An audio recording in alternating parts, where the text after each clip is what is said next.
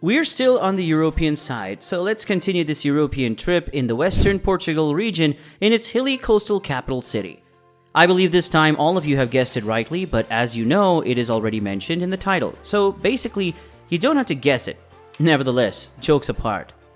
Hello and welcome everyone to your favorite YouTube channel, City to Visit. In today's video, we will go around the beautiful and coolest places that one should visit in Lisbon City. So stay tuned to the end and enjoy this virtual tour with us with the best comfort you have. Lisbon, the capital and the largest city of Portugal, is pretty much famous for its sunny weather, great nightlife, colorful buildings, fado music, and friendly locals. São Jorge Castle, the view encompasses the old city's pastel-colored buildings. Tagus Estuary and Ponte 25 de Abril Suspension Bridge are some of those places that we are going to explore in today's video. So let's start our journey with Mosteiro dos Jerónimos. A highlight of any Lisbon sightseeing tour, the 16th century Jerónimos Monastery is one of the great landmarks of Portugal. A stunning monument of immense historic and cultural significance, deserving of its UNESCO World Heritage Site accolade. Built to honor Vasco da Gama's epic 1498 voyage to India, Jerónimos is such a symbol of wealth of the Age of Discovery as it is a house of worship.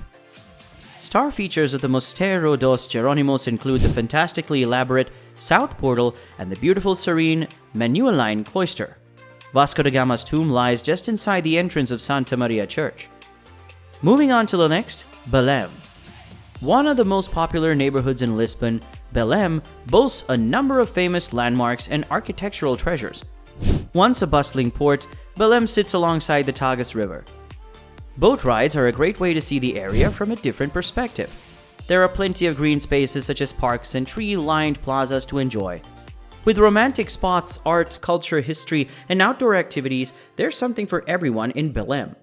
Furthermore, the area is where explorers set sail to visit new lands and where the delicious pastéis de nata was born.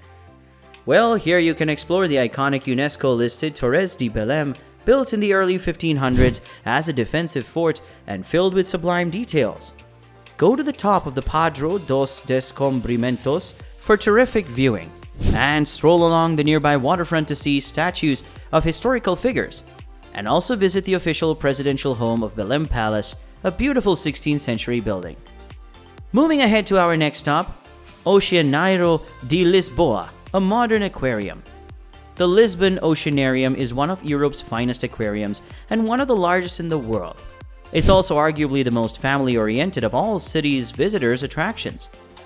Designed by Peter Shermaeff and built for the Expo 98 World Exposition in an area now known as Praia des Nacoes, the Oceanarium is home to a mind-boggling array of fish and marine animals, including dozens of different species of birds.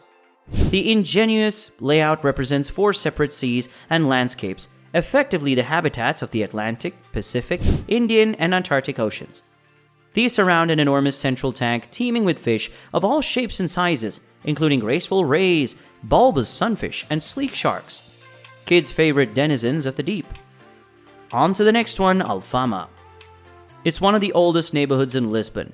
Rich in history and culture, it's also one of the most popular hotspots for tourists to explore in Lisbon. Charming cobblestone streets lined with quaint homes built many years ago wind up the hill. The area boasts several key city attractions, and it's easy to spend a whole day roaming around and taking in the sights and vibe. Initially thought of as an area for underprivileged people, it has transformed into a hip and trendy area with lots of old worldy characters. Farma is also the home of fado music, a soulful type of music that often stirs up a sense of nostalgia and wistfulness. Okay, so moving ahead towards the Museo Kalauste Gulbenkien. It is a sparkling gem in Lisbon's cultural crown. The Museo Kalauste Gulbenkian is also one of the most celebrated museums in Europe. The facility, sited in a lush, verdant park in the north of the city, is named after Kalauste Sarkis Gulbenkian, an Armenian oil magnate born in 1869 who bequeathed his vast private art collection to Portugal shortly before his death in 1955. Following the terms of this endowment, a foundation was created, the centerpiece of which is this purpose-built arts complex. Gulbenkian's astonishing hoard features priceless artworks from around the world, which span 4,000 years from ancient Egyptian times to the late 20th century. With so many pieces from so many different periods in history to absorb, you can easily spend half a day browsing the exhibition galleries. But your patience will be rewarded with a mesmerizing journey through one of the finest collections of art in the continent. Moving on to the next, Igreja Museo Soroque. It would be simple to walk right through Igreja Museo Soroque without looking twice. The outside of the 16th century Renaissance church turned museum is simplistic. The interior, on the other hand, is one of the most luxurious in Lisbon. Some of the interior elements were created in Rome in the 1740s and shipped to Lisbon to adorn the holy structure. Here you will find some of the oldest ornate and colorful tiles in all of Lisbon in one of the stunning chapels. There is also a feature shot in Goa in the 1680s. In addition to precious metals and diamonds, the church houses a variety of excellent works of art and religious artifacts. On to the next one, Elevador de Santa Justa. Looming somewhat incongruously over the rooftops of Lisbon's Baixa, a downtown district in the odd-looking Santa Justa lift, a neo-Gothic elevator, and the most eccentric and novel means of public transportation in the city. At first glance, its riveted wrought iron frame and battleship gray paint conjure images of the Eiffel Tower in Paris. And there is a connection. The French architect Raoul Mesnier du Ponsard, an apprentice of Gustave Eiffel, designed the elevator, which was inaugurated in 1901. It was built as a means of connecting the Baixa with the Largo do Carmo in the Bairro Alto neighborhood, a trendy area in the city, peppered with expensive shops, fado houses, and small restaurants. Today, it is curious tourists rather than the commuting public who make the 32-meter jaunts to the top, traveling in wood-paneled cabins that still feature the original polished brass instruments. The cabins creak their way to the platform set just below the top terrace. From here, passengers can either exit and walk across a bridge from Bairro Alto or opt to climb the spiral staircase that leads to the upper terrace. Moving on to our next stop, Museo Nacional de Arte Antigua. The National Museum of Ancient Arts is one of Lisbon's great cultural attractions and a must-see on any tourist trip. This is Portugal's national gallery and houses the largest collection of Portuguese 15th and 16th century paintings in the country. The museum is set west of the city center within a 17th century palace itself, built over the remains of the St. Albert Carmelite Monastery, which was virtually destroyed in the 1755 earthquake. Fortunately, the chapel survived and is integrated into the building. Set over 3 levels, the extensive permanent collection requires a good 2 hours of your time. Begin by exploring the aforementioned St. Albert Chapel on level 1 and then meander through rooms exhibiting Portuguese applied art, furniture, tapestries, and textiles, among other objects, many reflecting the influence of Portugal's colonial explorations. On to the next, Sintra's Pina Palace. A visit to this beautifully romantic town of Sintra, a straight 40-minute rail journey from the city center, is arguably one of the most gratifying day trip experiences outside of Lisbon.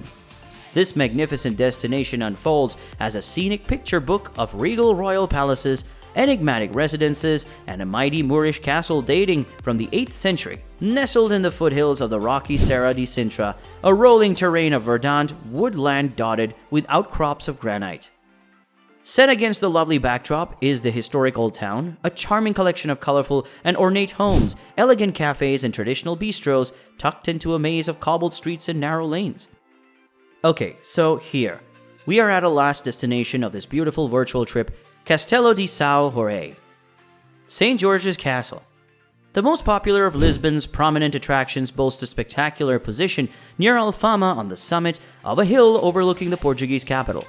This is a renowned tourist site in Lisbon.